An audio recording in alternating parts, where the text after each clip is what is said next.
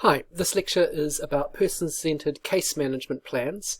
It is for CMHC311, Week 7, Lecture 1. I'm streaming to you live from Wilton in Wellington. So, one question you might have is, what is a care management plan or a case management plan, and where are they needed? Care management plans and case management plans are used in multiple locations and in multiple services in order to help coordinate the care provided to people in order to maximise the benefits they gain from those services. So care management plans or person-centred plans or case management plans are used in a variety of locations, including hospitals, schools, community rehabilitation or disability services, mental health services, vocational placement and support programs. Prisons and correction facilities have case management plans for the criminal rehabilitation of prisoners, and welfare services use care management plans or case management plans, as do residential care facilities, rest homes, and also palliative care facilities as well. In the start of the course workbook for CMHC311, there is a list of areas where graduates from the community healthcare major may wish to consider working. And all of these areas are areas where care management or case management is a core part of business as usual. ACC, of course, is well known for having case managers, and when people are injured, a case manager will manage a person's pathway through recovery. So when you've completed CMHC311, one of the sort of core learning objectives in this paper is that you should be able to recognise the key characteristics of a good care management plan for people living with long-term conditions or disabilities, and this is what we're going to be talking about today in this lecture. First of all, however, before we get to the whole concept of plans, I want to talk a bit about what this word person-centred means. Sometimes synonyms are used, such as client-centred or patient-centred, when people are talking about person-centredness. All these terms are exchangeable. Before I tell you my views on what counts as person-centred, I want you to spend a bit of time thinking yourself about what you think the word person-centred might mean. I'm sure you've come across it before in various activities you've done, perhaps in school, or maybe you've already heard about it in some of your undergraduate classes to date. So take a moment, and I am going to, you can pause the video and jot down a few points about what you think is incorporated in the term person-centred.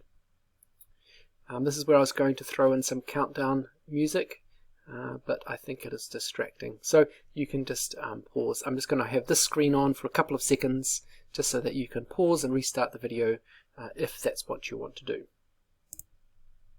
So, probably one thing that people have used the word person-centredness to refer to, well, often the way it's talked about, it appears that people are talking about situations where a patient is at the centre of everybody's attention within a medical team, as if you've got a crowd of doctors and other health professionals, nurses, crowding around a patient's bed, all attending to that person. That's absolutely not what person-centredness is. It also doesn't mean that the person is necessarily the focus of everybody's inquiry. That's not what person-centredness is either. So here are some of the things that people have identified as core components of this idea of person-centredness, and this is really worth getting your head around and being able to report on. And being able to communicate to other people. So person-centredness starts with a biopsychosocial perspective. So one of the ideas of person-centredness is about addressing the person's individual specific and their holistic, their whole person properties. So it's about stuff that's specific to that person, but also about all aspects of their health and well-being, or other aspects of their lives as well if you're in other types of settings. So biopsychosocial refers, of course, to biological, psychological and social perspectives on health and well-being. So that's the first point. The second point is that person-centredness should focus on should focus beyond specific conditions and on difficulties and opportunities that people have in everyday life. So rather than someone coming in with a fractured leg, and that fractured leg being fixing the fracture as being the only thing that the health professionals are focusing on, instead the focus should be on what's this person's life like. How do they usually move? How do they usually function? What impact has this fracture had on their leisure pursuits, on their work, on their capacity to be productive and contribute to their society and their own self-care. So, and also what are the other sort of health conditions someone might have that it might impair their recovery. So, elderly person with a fractured neck or femur who also has a visual impairment will require different sort of aftercare than a young 23-year-old who fractured their their femur on a sports field. The third thing I've got down here is that person-centredness also includes this idea of respecting the person as an expert. So that the relationship between health professional and the patients needs to be one of co-partnership, and that the health professionals, as much as possible, should be empowering patients and to participate in the clinical decision making about their care. So that's this idea of respecting their expertise. Health professionals have expertise in terms of health conditions. The people are experts on their own lives and what supports they have and what their capabilities and strengths are. The fourth thing here is about respecting the person behind the impairment, and that sometimes people talk about this as patient as person. So respecting people come from different walks of life and different backgrounds, and that needs to be incorporated into our interactions with them in healthcare or other settings. The fourth component here is around communication and shared decision making. This overlaps with this idea of the person is expert, but it's about this sort of again sharing of power in the whatever setting the person is in. And finally, occasionally you see the importance of acknowledging the clinician, health professional, as a person as well, as being an important part of this person-centered approach to interactions. The idea here is that the alternative might be to view clinicians or the health professional as kind of the all-knowing expert who's infallible and knows what's best. And so if you're acknowledging that the clinicians and health professionals are people too, this means acknowledging that they come to all healthcare interactions with their own values and sense of ethics that they need to accommodate, that they need to identify and self-reflect on when they're working with patients, and that there is the possibility that they might make a mistake in terms of not listening to people about what their own life circumstances are. There's the term person-centeredness, perhaps, I think, was coined by the psychologist in the 1940s called Carl Rogers. Carl Rogers, from all accounts, was a very nice person who whose approach to psychology was to assume that people who were his patients with mental health conditions possess considerable strength. So rather than seeing them as broken individuals who were like weak or unable to cope, he saw all his patients as people who were remarkable in their ability to deal with the sort of issues that they had to deal with in their everyday life. And so his view about psychology was that we should be helping people identify and make use of the strengths and resources and capabilities that they have in order to be their own therapist. So I've covered a couple of points there. So it's about the focusing on individuals rather than objects. The Rogerian approach to psychology was also about focusing on individuals as subjects of their own therapy. And the aim here was to provide people with the conditions in which the person can solve their own problems. So you provide them with the tools where they can take charge of their lives and their therapy. And one of the other terms that comes up with Carl Rogers' approach to psychology that I really like is this idea of providing people with unconditional positive regard. So always assume, this is the idea, that you always assume the best of people, and that their behaviours and activities are a consequence of the circumstances and circumstances that they've been delivered. And so if you treat people with positive, unconditional positive regard, then you are in a position to assume that they have the sort of ability to take charge of their own health and well-being, provided they have the right sort of support and resources. There is a tension I want to highlight between person-centredness and population-based management. In some of my earlier lectures in this paper, I have been talking about how funding systems operate and how there is a need to have sort of population-level management of health expenditure. And when I was talking about systematic reviews, I was talking about the ethical need we have to make sure that our limited resources are spent wisely and well. So there is a tiny bit of a tension here between person-centredness and population-based management of health and well-being. So on the person-centredness side of things, person-centredness emphasizes individualized care. It emphasizes personal autonomy, so people being able to make decisions about their own lives. It focuses on person-centeredness. It focuses on a person's whole life rather than an episode of healthcare. So instead of person-centeredness focuses on someone's health and well-being over the whole course of their lifespan, not just on the fracture neck of femur that brought them into hospital in this particular moment. Person-centeredness also is necessarily responsible and flexible to accommodate people's individual preferences and circumstances, and it's also about shared decision making. So that implies that there is capacity for patients to pick and choose what types of treatments that they might participate in once they've been informed about the options.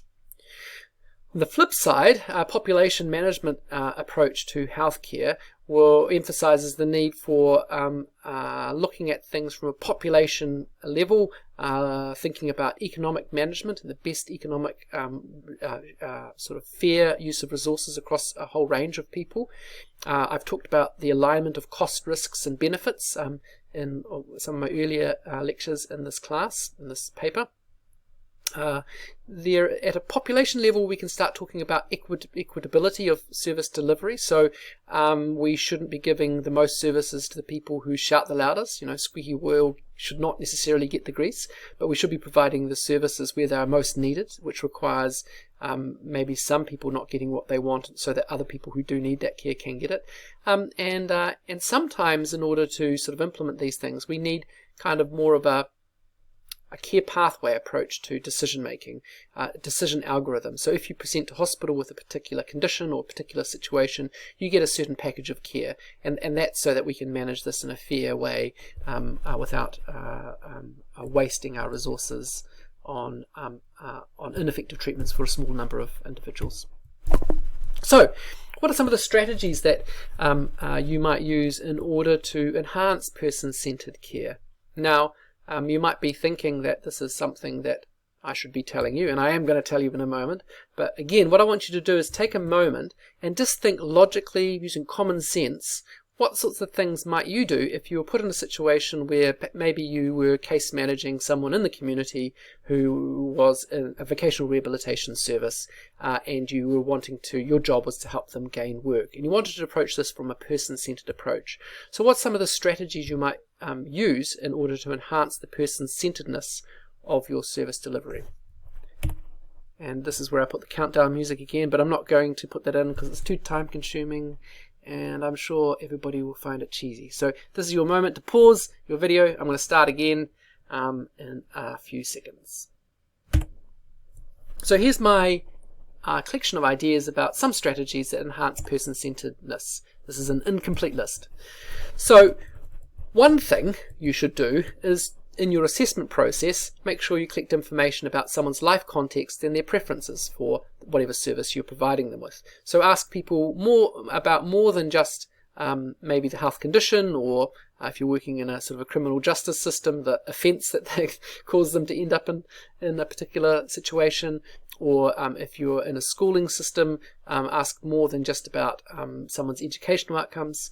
You need to gather information about someone's whole life context, what their interests are, who they live with, what's their residential circumstance, what are the problems, what are the main problems in their life that bother them, what are their resources that they have available, what's their cultural background, and what are their beliefs and what they're hoping to get out of the service that they've entered. So those sorts of questions are ones that are good for asking about someone's life context, and asking people, what would you like to happen with this particular service? Opening questions like that for gathering information about people's personal preferences. Patients can also or clients can also be involved in the goal setting process, which we would have talked about probably in maybe we talked about that in CMHC311 maybe. But if you're setting goals for a service, for a patient, a case in a particular service, then involving the patients around selection of that goal is about empowering them. The patient's goals, the patient's preferences can then be used to guide decision making. So if you're using their preferences and their goals in order to make decisions about where investments, where time should be spent and what you should do next, then you're acting in a more person-centered way. And the other component here is that you should also involve them in an evaluation of how successful a particular service or intervention has been. So that's involving patients in outcome evaluation, not just relying purely on objective measures of outcomes, asking people from your perspective, were you satisfied with the outcome? What were good things about what you achieved, and what are the things you were less satisfied about? A person-centered approach, if you are going to involve the patient and allow them to participate in decision making without putting a complete restriction on what they do, this requires you to permit patients to make some mistakes and to take some risks. Arguably, allowing people to make mistakes and take risks is also an educational experience. They can try stuff out for themselves, and sometimes they surprise us and do better than we expected, but sometimes also they don't. They do as we expected and do poorly, but that in itself is an important learning activity.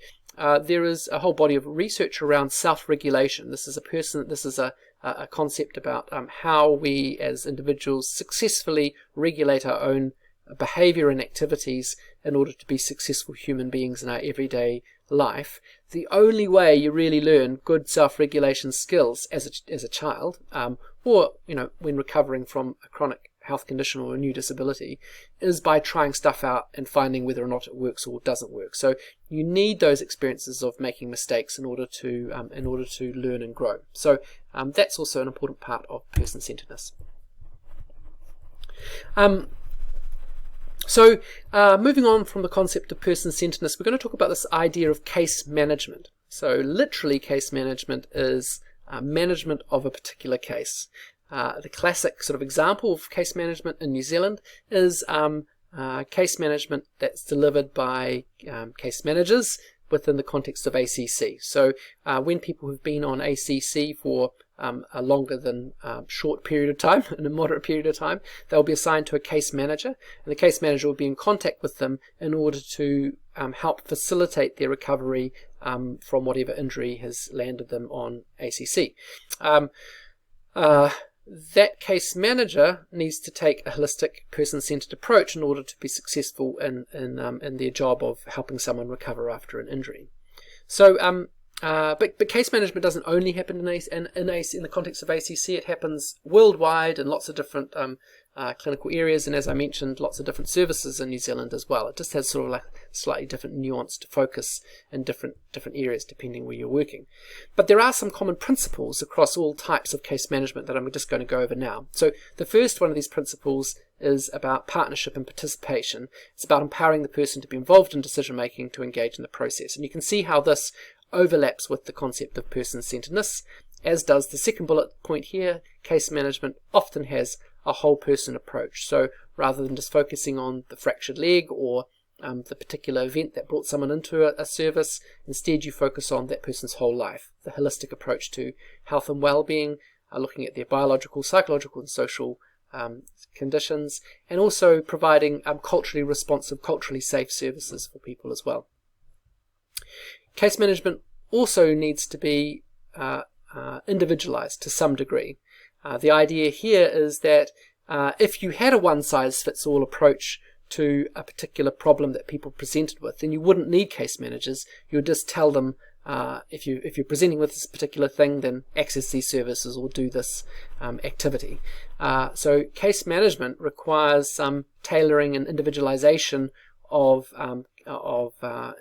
care development plans or strategies or interventions. Coming back to this notion from Carl Rogers, case management typically tends to be strength-based. So the idea is to find out what people are able to do, what resources they do have, and build on those. Case management is also about capacity building, so increasing a person's access to resources, increasing their support, and enhancing them towards being able to self-manage. So providing them with the resources to do that rather than doing it for them. So the idea of teaching a person to fish rather than giving them a fish, that's kind of the idea here. And at the same time, implied within all this is the need for case management to be flexible and adaptable to change depending on people's individual circumstances and situations. Typically, case management is outcome oriented. So at the beginning of a case management process, there is a step where you have to set what the objectives are of your period of case management and evaluate whether or not you've been successful in achieving those objectives. There are a number of common activities that happen with case management across lots of different types of case management approaches in different contexts. One of these is ideally with case management, you get access to people early on to identify early what their needs are and then provide them early access to interventions that they would benefit from. So those things are generally good for successful case management. Case management also typically involves, as I've mentioned, development of an action plan with goals, so goals or objectives or targets. Case management activities involve, ringing up people in order to organise, or emailing people in order to organise access to services and coordination of those services when typically services are spread across a number of different organisations. So the case manager's job is to pull those resources together from different organisations to deliver a package of care to the person in question. And often case management involves also management of the costs, so being in charge of the whole financial package associated with supporting someone with their recovery or whatever service you're providing. And case management is about evaluating quality, maintaining quality, and monitoring outcomes against any sort of contractually obligated expectations. So here's a case management process. If you've ever had any lectures about rehabilitation, this will look remarkably familiar because this is also the rehabilitation process in general. So it's a common model for a lot of sorts of activities, in fact. So usually what happens with a case management process is that there is a process where a claim is accepted and the person is admitted to the service. The first step is to assess where they are, again approaching it from a holistic perspective, identifying what their needs and objectives are and their preferences, taking into account the needs and objectives of whoever's funding that particular intervention. So for example, in ACC, you need to take into account people's personal preferences, but at the same time, ACC has an obligation, a contractual obligation to get people off the books and into work as much as possible. So that does sort of provide some limits on what can and can't be the scope of case management in an ACC context. And then on that basis, setting some goals and developing a plan to work towards achieving those goals. What interventions, what services need to be accessed in order to be successful with progress towards that goal. Then implementation of the plan, making the actions happen, and after a period of time, hopefully predefined, you evaluate where someone's at. At that point, someone might have successfully achieved everything that they needed to achieve in a particular service and they can be discharged, or it might be that there needs to be another round of evaluation, deciding what worked and what didn't work, and maybe some new goals are set and a new plan implemented. So you have this sort of cycle. The other approach to sort of thinking about this, instead of a sort of like a cycle like this, for people with chronic conditions, it's probably a bit more like this, where each sort of circle in the spiral is actually about moving someone on to the next stage of their recovery. So after someone after like a complex traumatic brain injury or complex spinal cord injury, it wouldn't just be one iterative circle going round and round in circles, but moving from one part of the recovery model to the next, from acute care to inpatient post-acute care to rehabilitation to community-based support to vocational rehabilitation, and moving on with people's lives. So at each of those stages, there'll be sort of like a different cycle of this process. So I've got a extra slide here, which is about what might be considered sort of the softer sides of the softer aspects of case management. Case management is necessarily about relationships, and so there are some aspects of this that need to be attended to as well. So here are some of the sort of softer sides of case management. First of all, put the person first and the injuries second. Again, this is a sort of a holistic perspective. Tell the truth and keep promises. So don't lead someone or imply to someone that you're going to deliver something that you can't deliver, because that sort of undermines the strength of the relationship going onwards. You want to help people receive their entitlements rather than try and sort of prevent them from receiving their entitlements. In this context, in the context of ACC, entitlements are something like things like compensation for lost earnings, that kind of thing. So income. You need to behave professionally in every respect, so don't get angry with people if they're getting angry with you. Don't treat people disrespectfully. Act as respectfully as you can with good customer service delivery.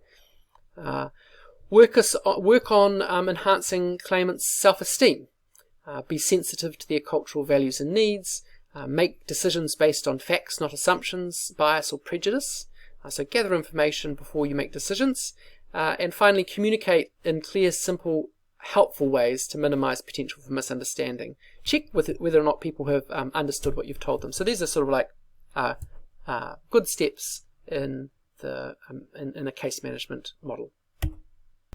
So there is a continuum you can think about when you are considering case management models, and this continuum relates to conditions or health conditions that are very simple through to health conditions that are very complicated. So a simple condition might be a simple sort of like a sprain or an acute injury, acute sporting injury, and a complex condition might be someone who has multiple burns, someone with a spinal cord injury, someone with a traumatic brain injury.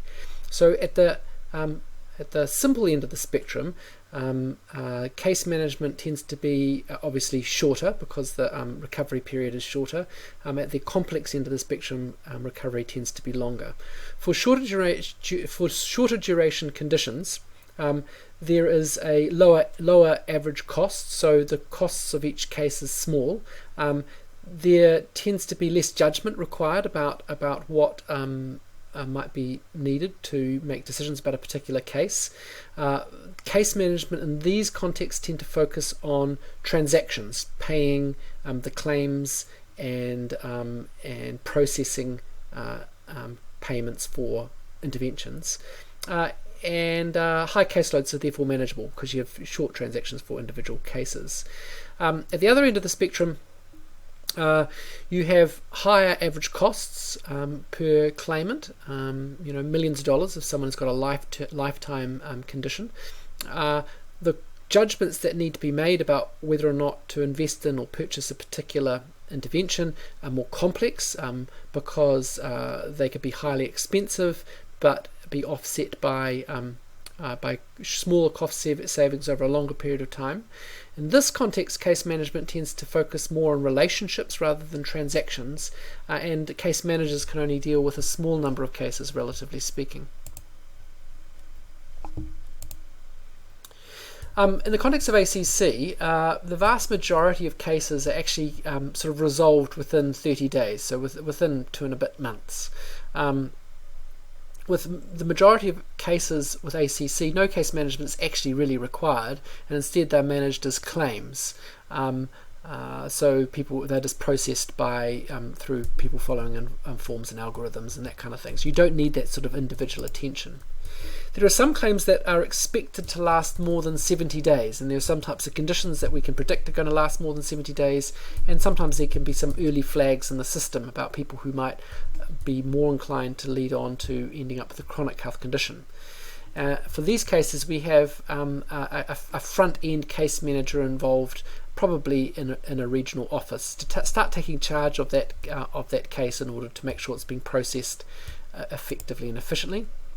In ACC, there are, for cases, well, in the past, for cases that were expected to last 912 days, presuming that's 3 years, 2 years. Then there's a recovery independent service case management my maths is a bit squiffy there. Recovery independent service case management sort of take over the cases in that case.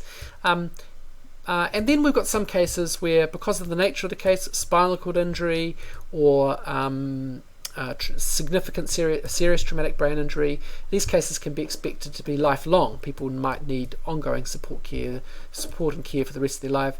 And in this case, there in ACC, there is a serious injury service which has specialist case managements for dealing with those types of claims. And this sort of reflects about the different sort of continuum of case management for different types of conditions. So, what's the evidence? You should always be asking the question: what evidence is there that this sort of approach to healthcare, or this approach to disability management, actually improves outcomes as intended? What's the evidence in favour of case management in terms of improving health outcomes for claimants? I'm going to provide you with some evidence now that is a little bit equivocal. The opposite of unequivocal. It's a little bit equivocal. Not terribly in favour of case management, with some evidence that maybe case management can improve health outcomes. The rider to all this evidence is that studying case management as an intervention is complex, and so it's quite a bit more difficult to demonstrate the effectiveness of case management as an intervention for improving long-term health outcomes than it is, for example, to test a drug that immediately reduces blood pressure, for example. It's much easier to draw those sorts of correlations. So bear that in mind when you are presented with this slightly underwhelming evidence. So I'm going to talk about a few Cochrane reviews. So in the last lecture I gave, or 2 lectures ago, we talked about how to critically appraise systematic reviews. These are systematic reviews on research evidence to do with case management that you can find in the Cochrane Library. So the first one is about case management for people with dementia who live at home. So what sort of supports, what benefits are there from providing a case management approach to helping people maintain their independence in a home environment?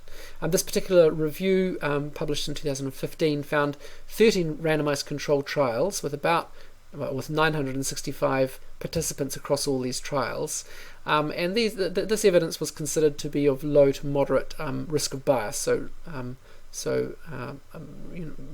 low to moderate quality of evidence.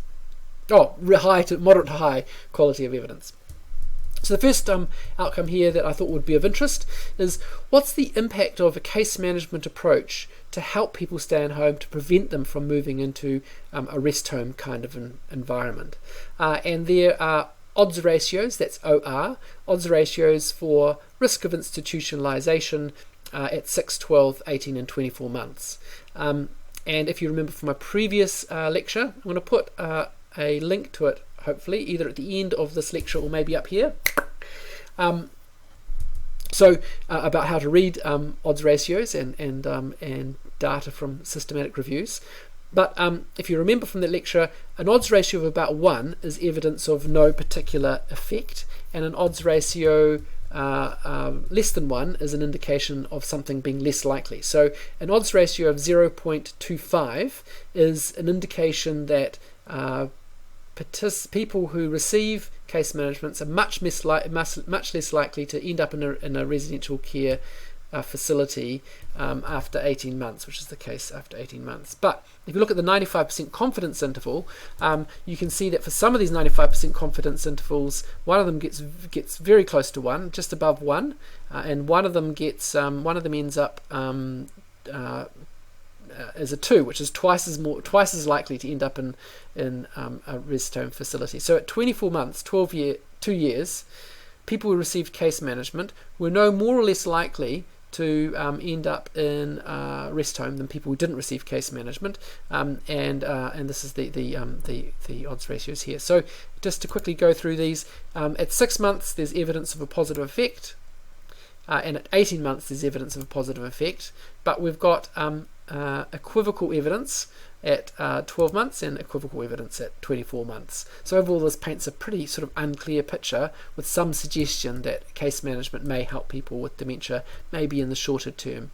So that's it's a complicated presentation picture. Again, just from the same review, there was data here about what impact case management had on deaths, hospitalizations, and carer quality of life. These found no difference in terms of outcomes at 6, 12, and 18 months. There was some suggestion, however, that the people who lived with these people with dementia, their sort of family carers, were less burdened by, they had less burden in terms of their caregiver role when the person with dementia had been receiving some case management intervention. So that sounded positive, but only at 6 months, and the evidence at 12 or 18 months was less certain. So overall, this presents sort of a slightly unclear picture. And in terms of cost of care, some reasonable news that the cost of care for people with dementia was lower when they had been provided a case management strategy. So the total cost of services by 12 months was lower, access less services, and overall expenditure was lower as well within the first 3 years. But there's only 1 or 2 randomized controlled trials that have looked at this. So this is another systematic review by another group of authors. And this was about case management for supporting sick workers to return to work.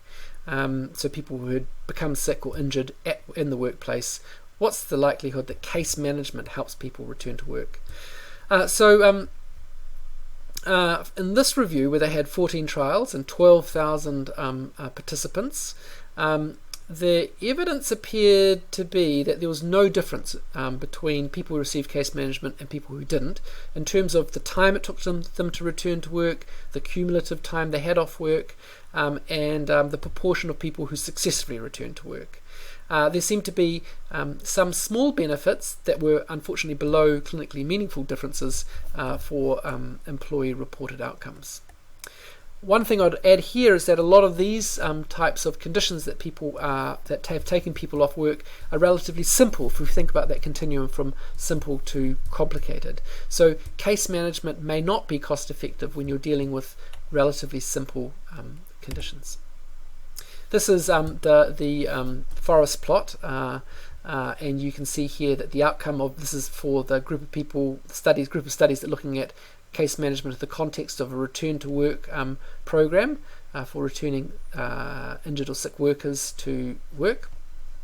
And this is outcome related to the outcome of pain, looking at scores on a visual analog scale of 0 being no pain through to 100 being maximum pain. So down here we have favours return to work program. It's the case management program, and if these are the number of studies, and if the estimates for effect size ends up, the mean difference ends up on this side of this line of no effect, we can say that these individual studies came out in favour of the return to work programs. And the diamonds, the diamond, of course, is the cumulative pooled analysis. So here we have data for studies that reported outcomes at a 6-month follow-up and a long-term follow-up at 12 months, and then both short-term and long-term have been pulled together in this final diamond here. So this would suggest that in terms of experience of pain, case management did not seem to have any impact on short-term outcomes within 6 months, because while the estimate of effect size favours the return to work program, the 95% confidence interval crosses this line of no effect, which means that we can't be certain. This is a non-statistically significant difference. We can't be certain that this outcome truly is in favour of these return to work programs. And similarly in the pooled analysis, it's looking kind of promising, but the tail end of this 95% confidence interval means that we can't be 95% confident that these return to work interventions really do improve experiences of pain after injury or illness on the work site. This again is more of the same. Patient-reported pain, patient-reported benefits in terms of a risk difference, and down here we've got again no evidence of effect. I'm not going to go into any further detail than that. So, in summary of this lecture on case management, good case management plans are individualized, outcome focused, person-centered and responsive.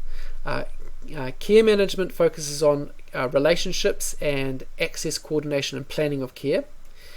Care management or case management needs to be fit for purpose.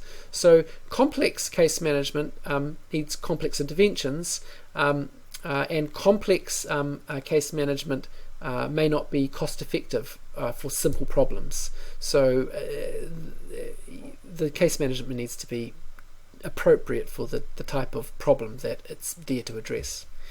Case management may work better in some contexts than other contexts, and the value of case management probably increases as case complexity increases. So the more complex the problem, the person with the traumatic brain injury or spinal cord injury, it's probably more beneficial for that case than for the mild cases as well, where there needs to be more of a focus on transactional costs. However, as I've demonstrated in my review of those Cochrane reviews, there is room for more evidence to guide policy and healthcare professional behaviour in this space.